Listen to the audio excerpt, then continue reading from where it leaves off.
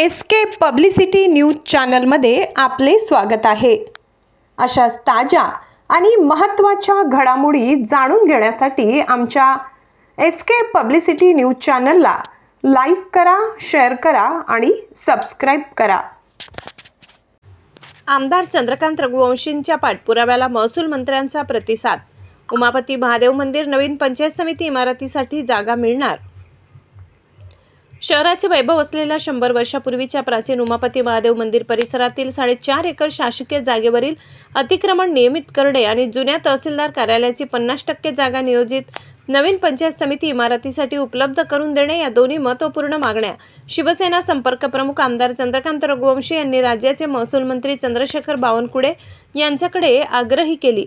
यावर नामदार बावनकुळे यांनी सकारात्मक प्रतिसाद दिला। मुंबई येथे महसूल मंत्र्यांच्या दालनात या संदर्भात बैठकीचे आयोजन करण्यात आले। यावेळी आमदार चंद्रकांत रघुवंशी यांनी उमापती महादेव मंदिराचे धार्मिक आणि ऐतिहासिक महत्त्व विशद केले। हे मंदिर शेकडो वर्षापासून नंदुरबारकरांचे श्रद्धास्थान आहे। श्रावण मास आणि दसऱ्याच्या सीमोल्लंघनासाठी येथे मोठी गर्दी असते, त्यामुळे मंदिराच्या ताब्यातील 4 ते 5 एकर शासकीय जागा मंदिराच्या नावे नियमित करणे आवश्यक आहे, असे त्यांनी बैठकीत पटवून दिले। तसेच शहरातील प्रशासकीय सोयीसाठी जुन्या तहसील कार्यालयाची 50% जागा नियोजित पंचायत समितीच्या नवीन इमारतीसाठी देण्याची मागणीही त्यांनी लावून धरली।